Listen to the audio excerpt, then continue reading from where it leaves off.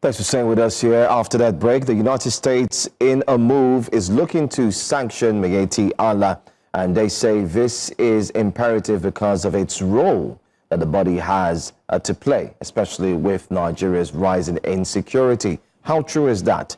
Just as we mentioned before the break, we do have Professor Tukur Muhammad-Baba, who is joining us. He is the National Secretary of the Arewa Consultative Forum. Good morning, and thank you so much for joining us. Good morning to you. A little correction. I'm the National Publicity Secretary, not the National Secretary. Noted. Apologies for that. Apologies for that. Anyway, thanks for joining us and thanks for making our time. Let's move straight into it. I'm sure you are aware of what's happening, especially in Nigeria, with President of the United States and the rising insecurity and the proposed move to ensure that the United States Army has its boots on the ground. And just recently, a new development, Miyetti Allah has been appointed as one body that should also receive sanctions. What's your thought on that?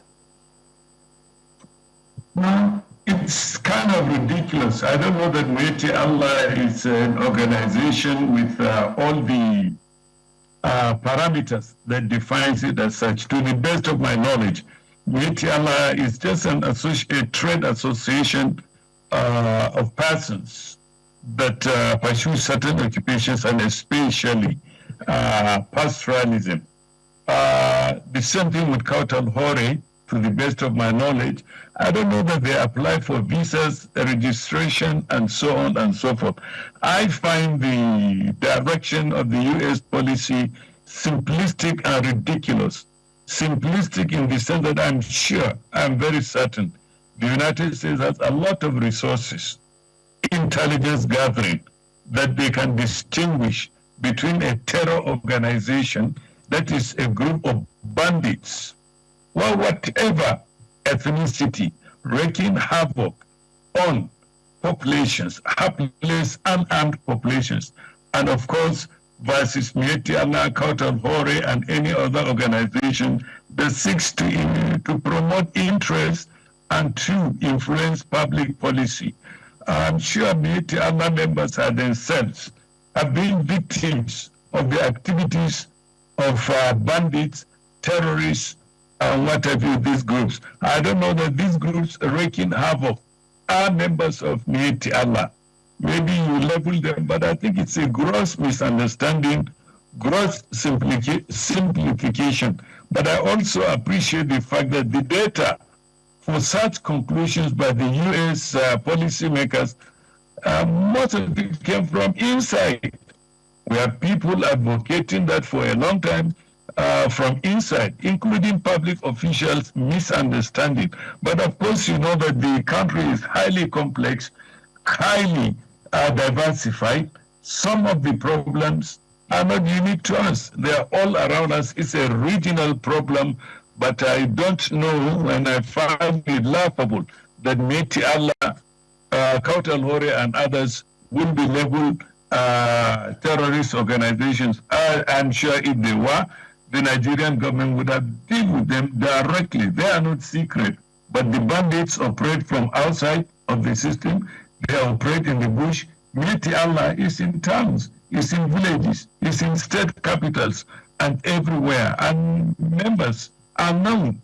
They hold their meetings, they elect officials, and so on. They are not a secret organization that wreak havoc. And I doubt that any reasonable person will label such organization as responsible for what is going on. But of course, a lot of it is a manipulation.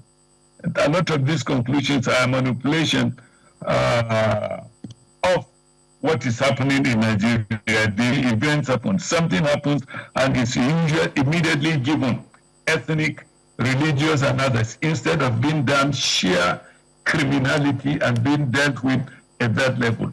Part of the blame will have to go to our public policies. Our leaders, they have not been proactive. If we deal with the problem of banditry and terrorism decisively, understand it, study it, identify the factors and individuals promoting that, and being forthright and not secretive, we will not be where we are today. I'm also aware that a number of times I have read Miyetti Allah appealing for action against the bandits, appealing for clear identification of pastoralists, herders, and then the terrorists. In fact, there are a lot of studies that show that the first victims of the banditry are the pastoralists themselves. Miyetti Allah is just an association, and you can call it, in fact, it's an urban phenomenon, hardly present in the rural areas. Okay, you've spoken about the U.S. stance regarding Miyetti Allah, but let's talk about the U.S. stance regarding these terrorists. And the U.S. is threatened to come into Nigeria. The U.S. has said that, President Trump said that Christians have been killed in Nigeria, and if the government does not fix this as quickly as possible, the U.S. will, there's a threat of invasion. What is Arewa's position regarding the U.S. statement? First of all, let me make it clear that I'm not speaking for the Arewa Consultative Forum on this matter. Okay. Secondly, there is no Arewa position. You see, I would rather we talk about killings. These killings should not be, and they should have been stopped. When a dead body is confronted, it doesn't matter whether it's a Muslim or a Christian. Christians should not celebrate that a lot of the victims are Muslims. Muslims should not celebrate, as a friend of mine says, because the victims are Christians. Human life is human life. You and I know from inside, if we go out, that terrorists, bandits do not make a distinction. But of course, the United States has its own interest. It has its own policy. It wants to manipulate the data. And some of the data, like I said, was provided from inside. A lot of our people have read many papers by scholars, professors, and others, saying there is a genocide in Nigeria without reference.